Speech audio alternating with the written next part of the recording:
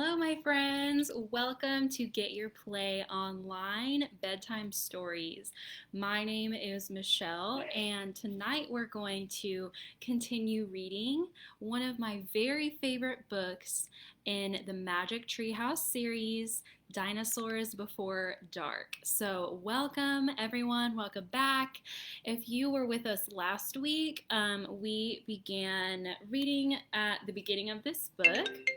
And I had some technical difficulties, but I did want to start where we left off last week, and that would be around chapter 3.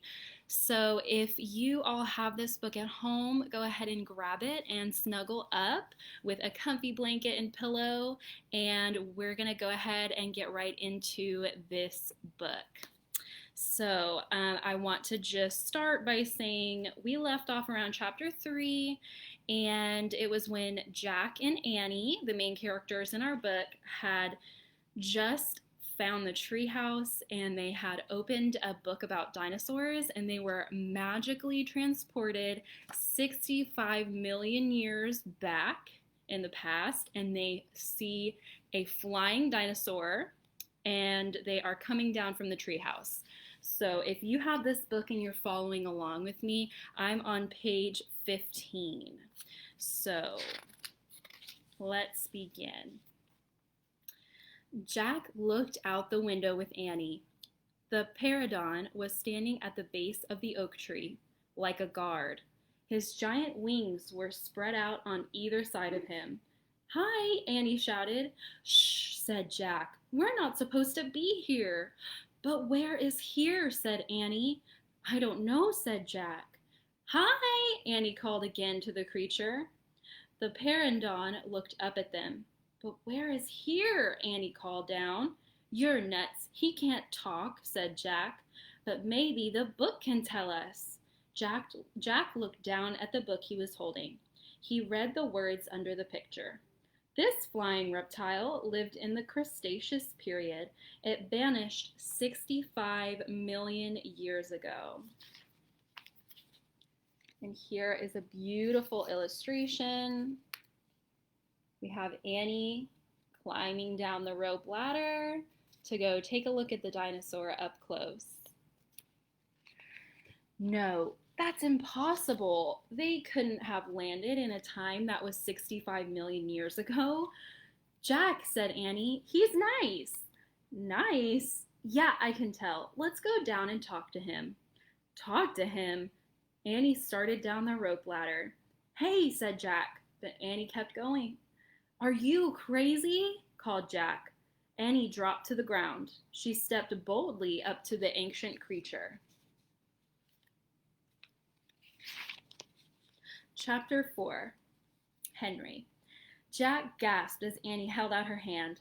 Oh, brother, she was always trying to make friends with animals, but this was going too far.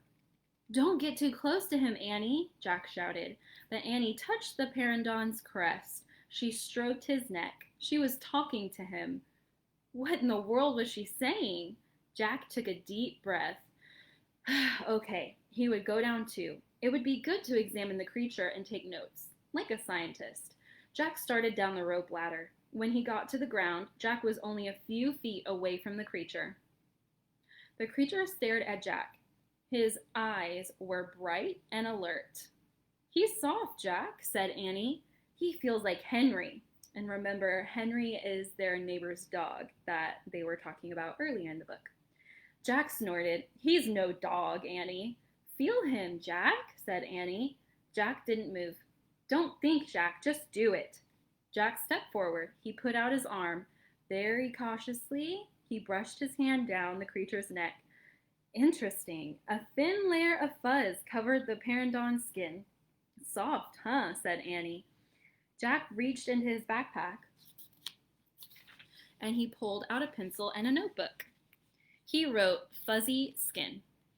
"What are you doing?" asked Annie. "I'm taking notes," said Jack. "We're probably the first people in the whole world to ever see a real live Paradin." Jack looked at the Paradin again. The creature had a bony crest on top of his head. The crest was longer than Jack's arm. I wonder how smart he is, Jack said. Very smart, said Annie. Don't count on it, said Jack. His brain is probably no bigger than a bean. No, he's very smart. I can feel it, said Annie. I'm going to call him Henry. Jack wrote in his notebook, small brain, question mark. There is a picture of Annie and Jack. Jack looked at the creature again. Maybe, sorry friends. Jack looked at the creature again. Maybe he's a mutant, he said. The creature tilted his head. Annie laughed. He's no mutant, Jack. What is he doing here? Where is this place? Said Jack. Annie leaned close to the Paradin. Do you know where we are, Henry? She asked softly. The creature fixed his eyes on Annie. His long jaws were opening and closing like a giant pair of scissors. Are you trying to talk to me, Henry? Asked Annie. Forget it, Annie, Jack wrote in his notebook. Mouth like scissors, question mark. So Jack is taking some really cool notes just like a scientist would. Did we come to a long time ago, Henry? Asked Annie. Is this a place from a long time ago? Suddenly, she gasped. Jack! He looked up. Annie was pointing toward the hill. On top stood a huge dinosaur. Chapter 5, Gold in the Grass. Go, go, go, said Jack. He threw his notebook into his pack. He pushed Annie toward the rope ladder. Bye, Henry, she said. Go, said Jack. He gave Annie a big push. Quit it, she said, but she started up the ladder. Jack scrambled after her. They stumbled into the treehouse. They were panting as they looked out the window at the dinosaur. He was standing on the hilltop, eating flowers off of a tree. Oh man, whispered Jack, we are in a long time ago. The dinosaur looked like a huge rhinoceros. He had 3 horns instead of 1. 2 long horns above his eyes and then 1 on his nose. He had a big shield-like thing behind his head. I want you guys to pause and try and guess what type of dinosaur Jack and Annie just saw. It's a Triceratops, said Jack. Does he eat people? Whispered Annie. I'll look it up. Jack grabbed the dinosaur book. He flipped through the pages. There, he said. He pointed to a picture of a Triceratops. He read the caption. The Triceratops lived in the late Cretaceous period. This plant-eating dinosaur weighed over 12,000 pounds. Jack slammed the book shut. Just plants, no meat. Let's go see him, said Annie. Are you nuts? Said Jack. Don't you want to take notes about him? Asked Annie. We're probably the first people in the whole world to ever see a real Triceratops. Jack sighed. She was right. Let's go, he said. He shoved the dinosaur book into his pack. He slung it over his shoulder and started down the ladder. On the way down, Jack stopped. He called up to Annie. Just promise you won't pet him. I promise, said Annie. Promise you won't kiss him either. I promise, said Annie. Promise you won't talk to him. I promise, said Annie. Promise you won't. Go, just go, said Annie, and Jack went. Annie followed. When they stepped off the ladder, the Paradin gave them a kind look. Annie blew a kiss at him. Be back soon, Henry, she said cheerfully. Shh, said Jack, and he led the way through the ferns, slowly and carefully. When he reached the bottom of the hill, he kneeled behind a fat bush.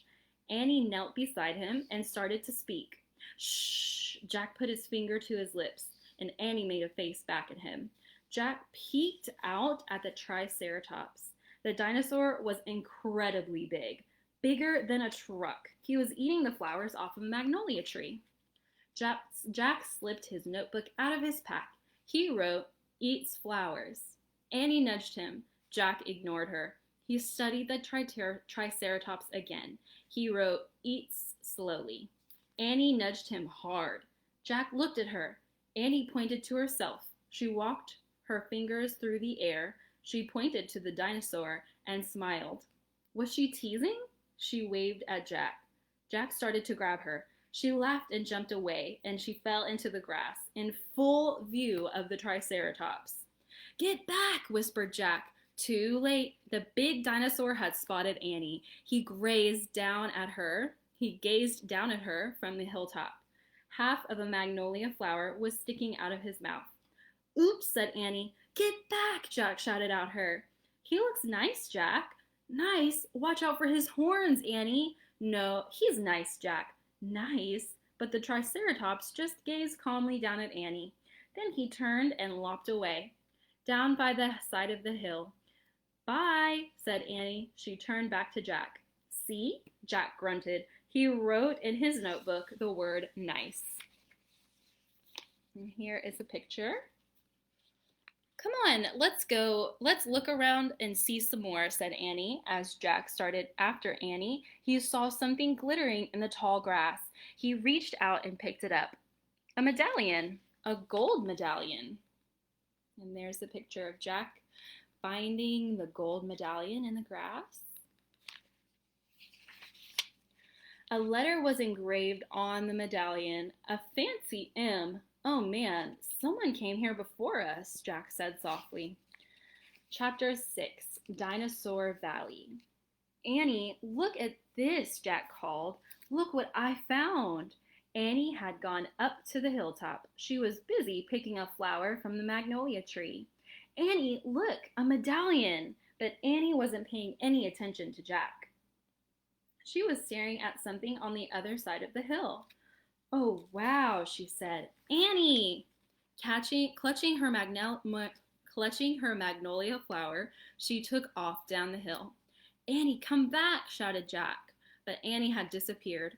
I'm gonna kill her, Jack muttered. He stuffed the gold medallion into his jeans pocket. Then he heard Annie shriek. Annie! Jack heard another sound as well, a deep, bellowing sound, like a tuba. Jack, come here, Annie called. Annie! Jack grabbed his backpack and raced up the hill. When he got to the top, he gasped. The valley below was filled with nests, big nests made out of mud, and the nests were filled with tiny dinosaurs. There's all the nests at the bottom of the hill. Annie was crouching next to one of the nests, and standing over her was a gigantic duck-billed dinosaur. Don't panic, don't move, said Jack. He stepped slowly down the hill toward Annie. The huge dinosaur was towering above Annie, waving her arms, making her tuba sound.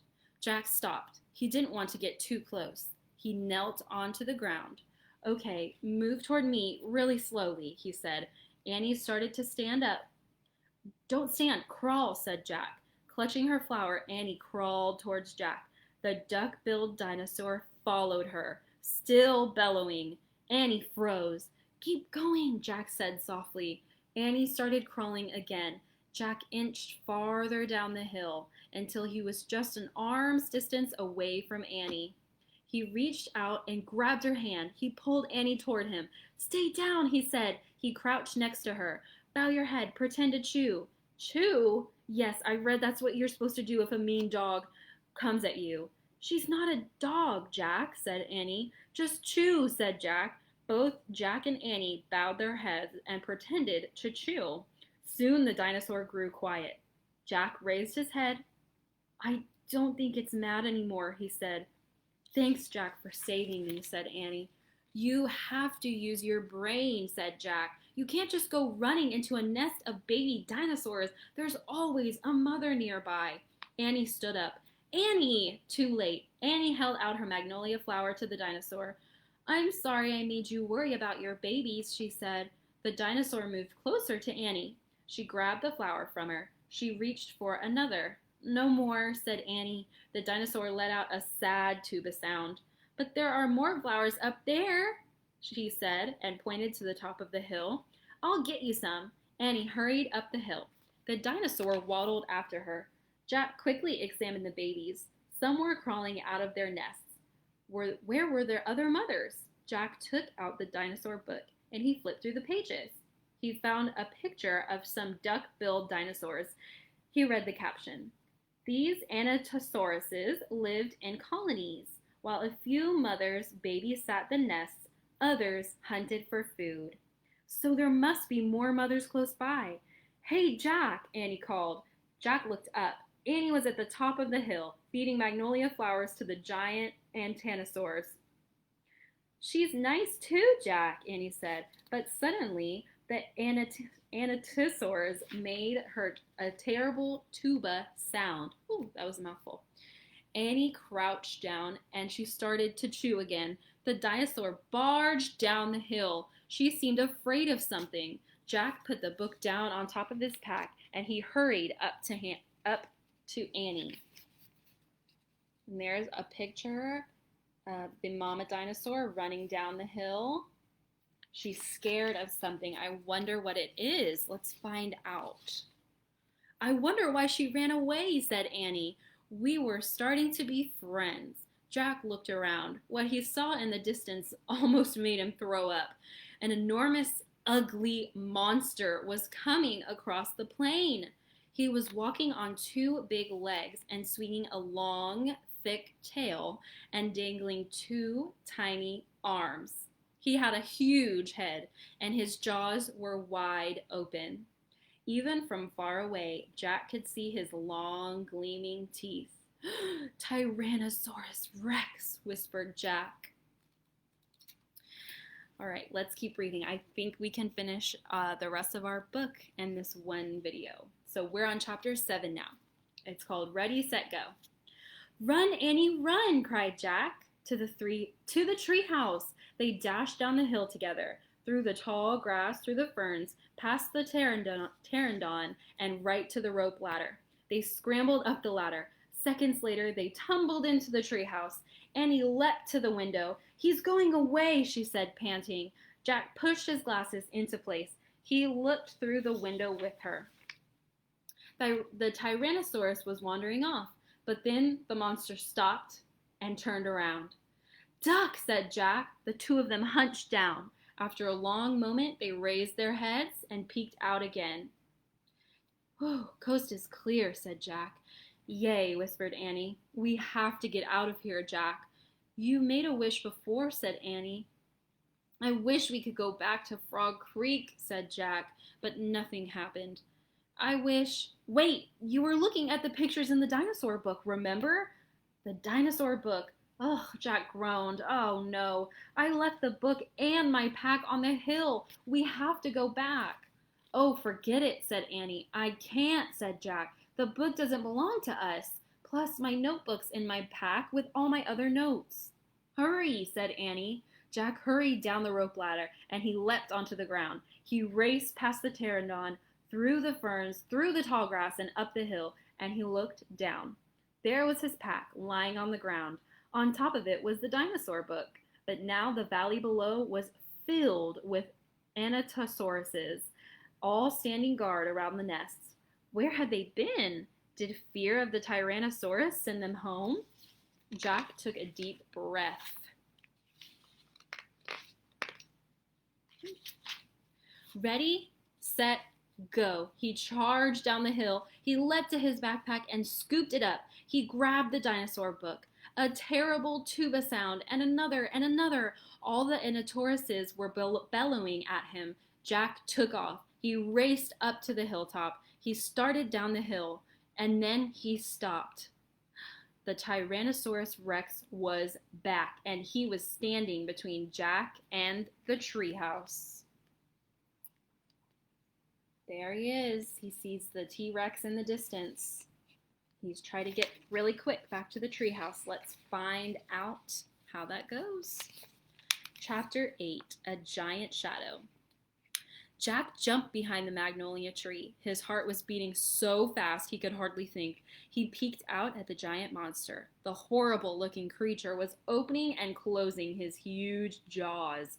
His teeth were as big as steak knives. Don't panic. Think, he said to himself. Jack peered down at the valley.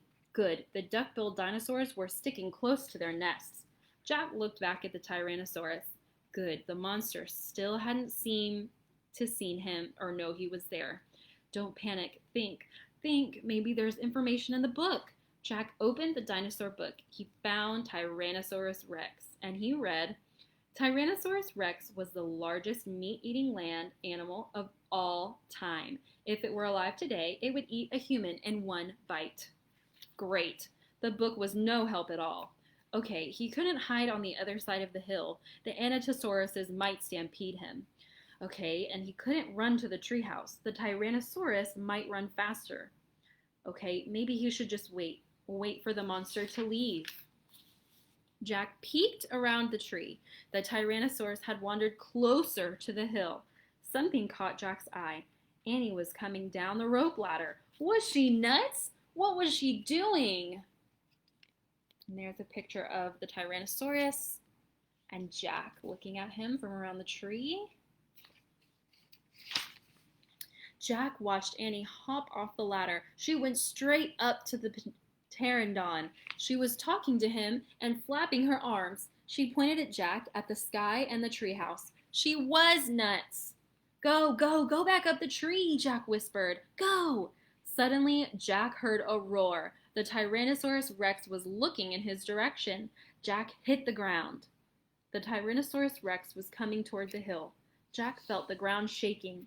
Should he run? Crawl back into Dinosaur Valley? Climb the magnolia tree? Just then, a giant shadow covered Jack. He looked up. The Pteranodon was gliding overhead. The giant creature sailed down towards the top of the hill. He was coming straight for Jack. Chapter 9, Amazing Ride. The Pteranodon coasted down to the ground. He stared at Jack with his bright, alert eyes. What was Jack supposed to do? Climb on? But I'm too heavy, thought Jack. Don't think, just do it. Jack looked at the Tyrannosaurus. He was starting up the hill. His giant teeth were flashing in the sunlight. Okay, don't think, just do it. Jack put his book in his backpack and then he eased down onto the Pteranodon's back. He held on tightly. The creature moved forward. He spread out his wings and lifted off the ground. They teetered this way and then that. Jack nearly fell off. The Pteranodon steadied himself, then rose into the sky. Jack looked down. The Tyrannosaurus was chomping the air and staring up at him. The Pteranodon glided away. He sailed over the hilltop. He circled over the valley, over all the nests filled with the babies, over all the giant duck-billed dinosaurs.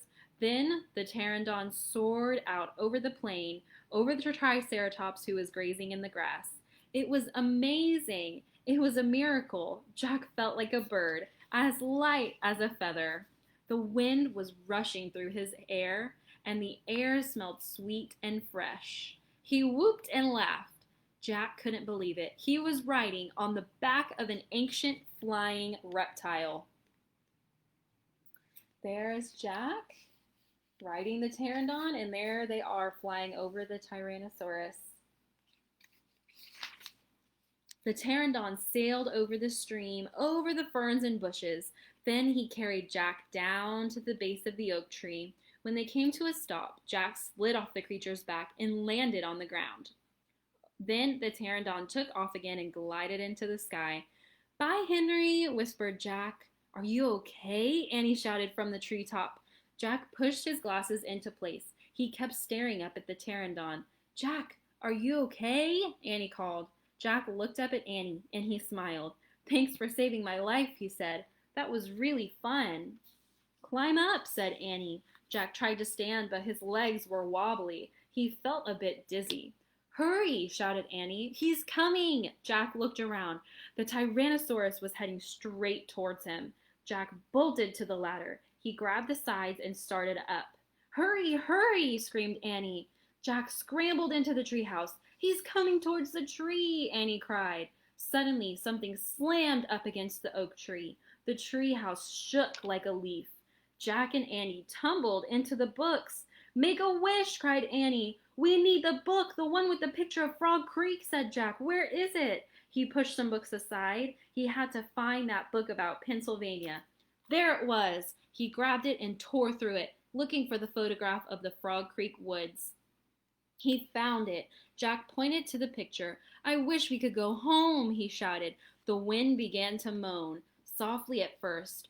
Hurry, Jack yelled. The wind picked up. It was whistling now. The treehouse started to spin. It spun faster and faster. Jack closed his eyes and held tightly to Annie. Then everything was still. Absolutely still. Chapter 10, the last one. Home before dark. A bird began to sing. Jack opened his eyes. He was still pointing at the picture of the Frog Creek woods. He peeked out of the treehouse window.